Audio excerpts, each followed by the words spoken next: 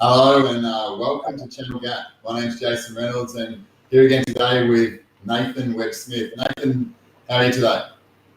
Very good, thank you. And yourself, Jason? I'm good, mate. I'm good. Blue shirts seem to be in for today, but we're obviously making good choices. So let's move into it. Nathan is the West Australian Senate candidate for mining and pastoral.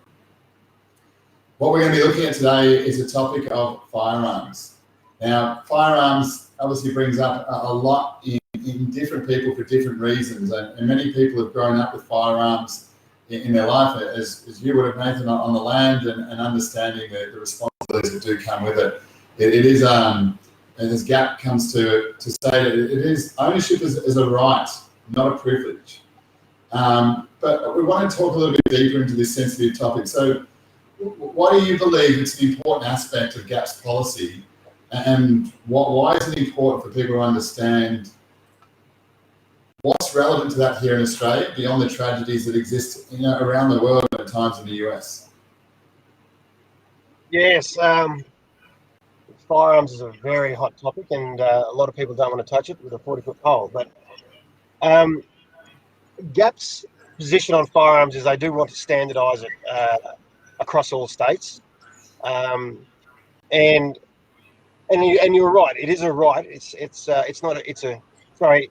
Ownership of a gun is a right. It's not a privilege, and it's sort of a topic in society at the moment. There is a lot of talk about banning of the guns because of what's happened in America, and my view is, and I'm open to suggestions, but my view is it's more of a cultural problem than a gun problem, as in the sense that in America they use the statistics that the gun ownership per capita is extraordinarily high, and hence that correlates to homicide by guns. And it was I draw your attention to the fact that Switzerland has the second highest gun ownership per capita in the world, and we don't see the same problem there in Switzerland. And I guess the way I'm viewing it is the problem is a cultural problem that stems from the top.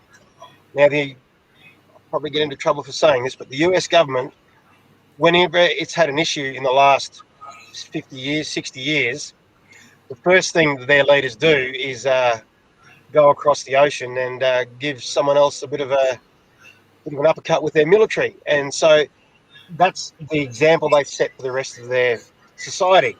Whereas Switzerland, we don't ever really hear them of going into wars at all. So their system, their leaders have a different sort of culture that flows through to the rest of the people. So gun ownership per capita being directly correlated to deaths or homicides by firearms doesn't seem to work out that way.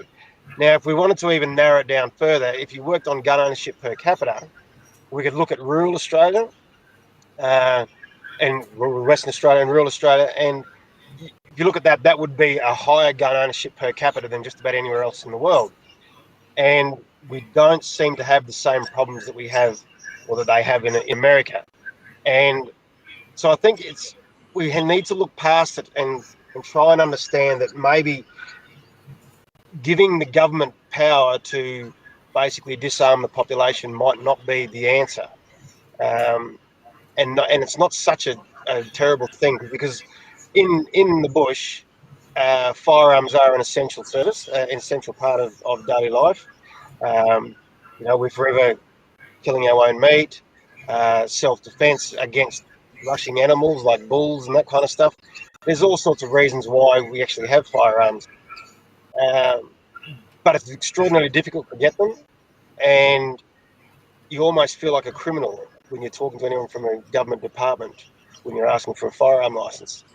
So I think the discussion needs to be had a bit further about how bad the firearms really are, and maybe the leaders of our nation need to look at the example that they're setting and what flows through down the rest of society, and using the US compared to Switzerland as an example.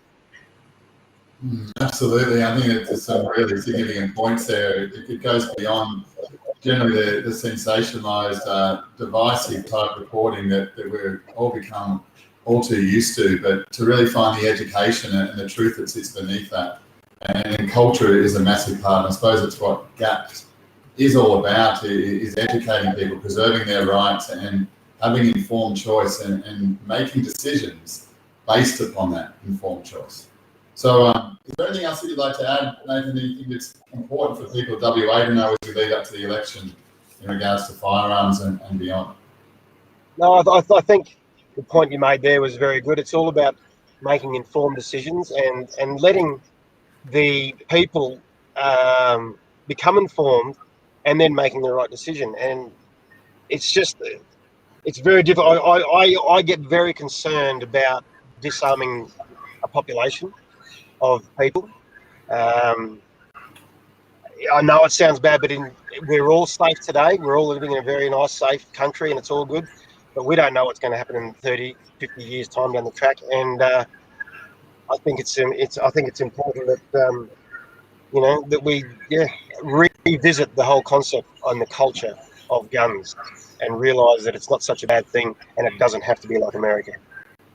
Absolutely, and that's the big part of what we're all looking for is not governments that come in and react and do things that are popular, but looking for long-term solutions, looking for actual management that delivers a greater outcome for all. And sometimes that requires looking much deeper into the issue rather than popularising the outcome.